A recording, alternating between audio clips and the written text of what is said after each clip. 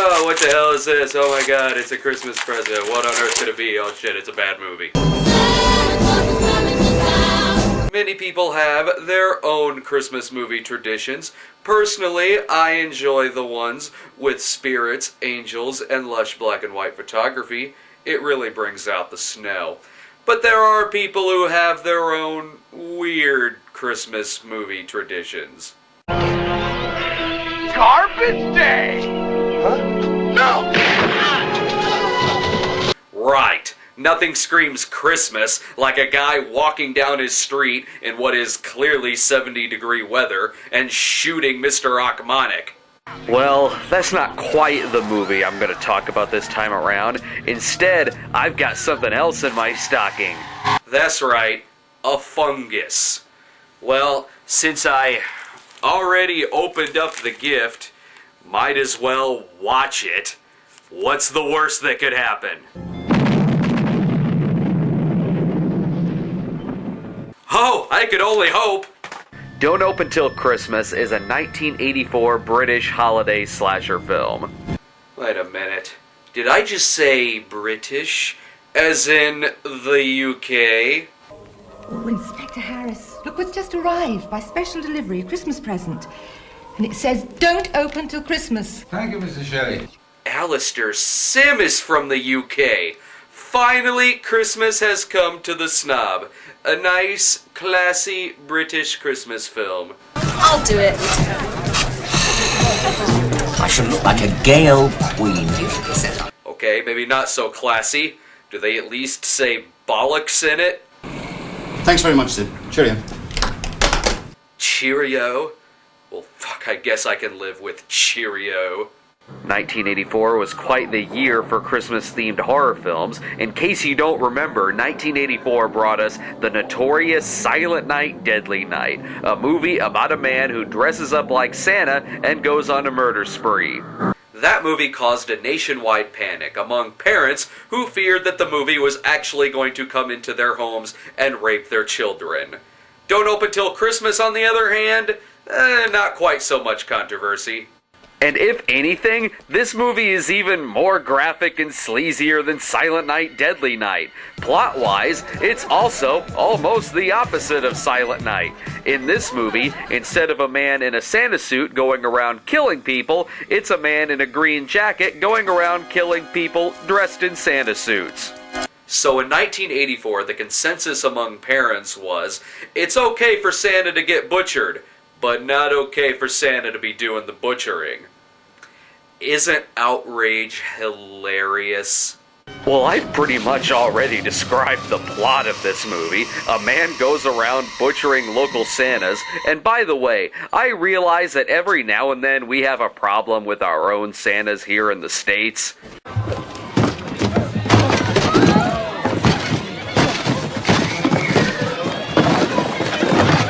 But in this movie, it leads one to believe that every single person in a Santa suit in the UK is either a pervert, a drunk, or a drunken pervert.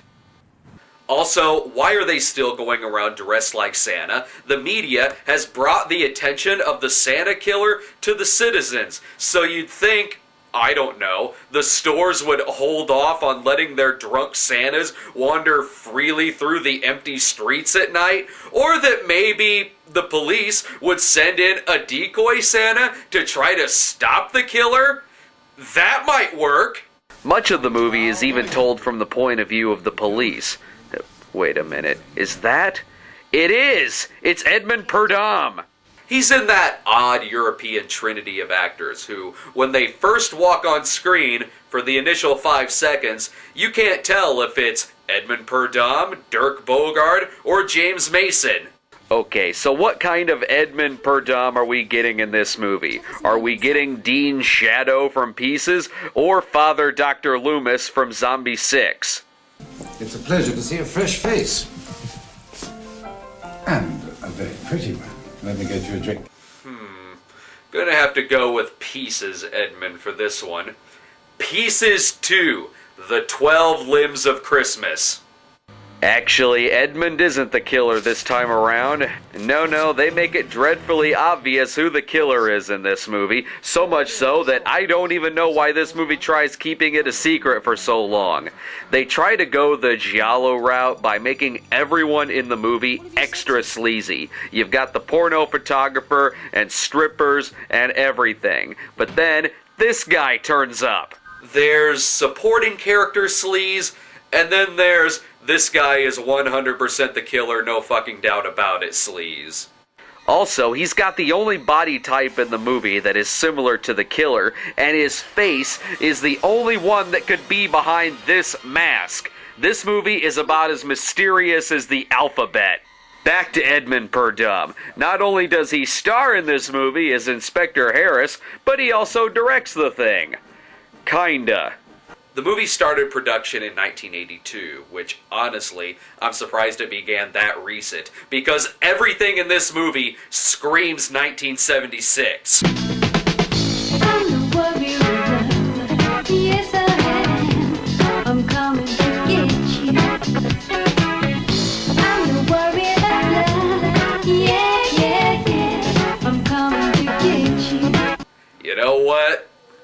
This part I like. You don't have to fight, baby, just surrender. I would treat you right, be so warm and tender. Get you in my sight. And yes, that is Caroline Munro in a cameo as herself. The movie spent 2 years in production when Edmund just walked off the set. Direction was continued for 2 days by the film's writer, Derek Ford. Because that's who you want to put in charge of your movie. The guy who did The Sexplorer, aka Diary of a Space Virgin. Ford lasted for 2 days of shooting before he was ultimately replaced by Ray Self, producer of The 4 Dimensions of Greta. Ick. Something else with Greta in the title? No, thank you. Once these other directors took over, the script was rewritten with a majority of the scenes being refilmed, all of this spliced in with stuff that was already shot by Edmund, and the result is something that looks like it fits together about as well as one of the victims from Pieces. Characters like this photographer, who is built up to be one of the main characters, show up in the movie and then disappear, with only a dialogue mention of why they're gone. So you spent all night looking for her? I spent all night looking for that shit, Jerry! And when I found him, that's how I got this. Oh, yeah. No build up to that. Doesn't even show it. He just hit him and now he's not in the movie anymore. Sometimes I don't even know if the extras are aware that there's a linear movie that's supposed to be going on. Look at that. Surprise! Camera crew! Plus, the sinister music likes to kick in when nothing is going on. If it's the chestnut vendor, it's already been in the papers. I haven't read the papers. Am I supposed to be noticing something here? What the fuck? Is the statue gonna shoot him in the head or something? What are you telling me, music? Also, it seems like in the rewrites, they've gotten Christmas confused with Halloween. So if you're naughty, Santa will stick a razor blade in your caramel apple. These behind-the-scenes shenanigans are no more evident than they are in the scenes that actually feature Edmund. Halfway through the movie, he's gone, and that's explained by saying that he's somehow been suspended by his superiors.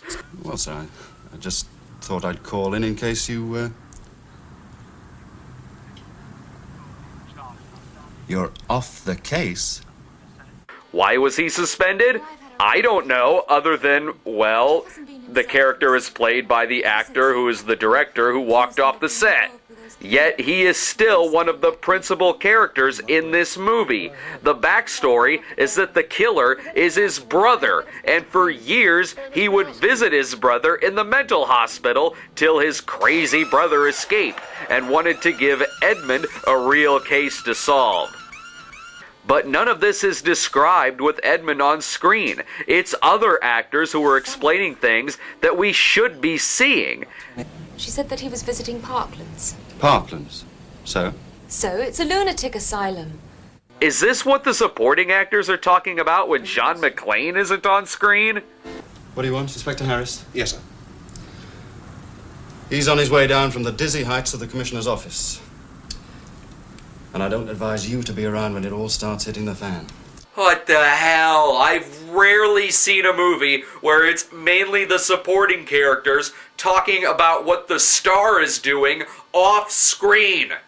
I thought I told you to watch Harris night and day. You did? What, he's been in it? He's been in his apartment all night?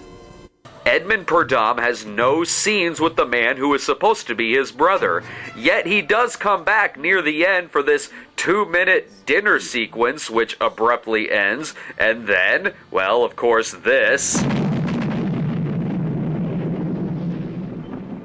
Also, there's the violence, too.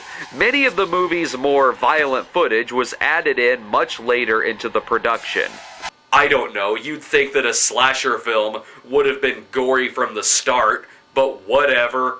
In this movie, though, there's something off about the violence. Like, there's always something that's added to the end of these death scenes to make them even more gruesome.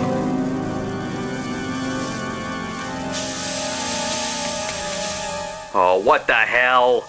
Oh, come on! Was his fucking coat soaked in kerosene? Why the fuck did that just happen? Anyway, that's hardly the most graphic part in the movie, though.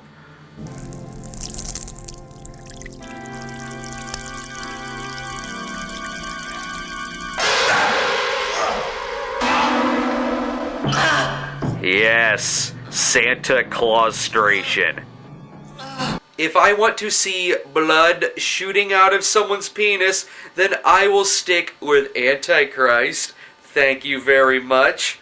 Well, that's about all the time I have left for this Christmas special. So everyone have a very Merry Christmas, and try not to watch too many crazy Ricky movies.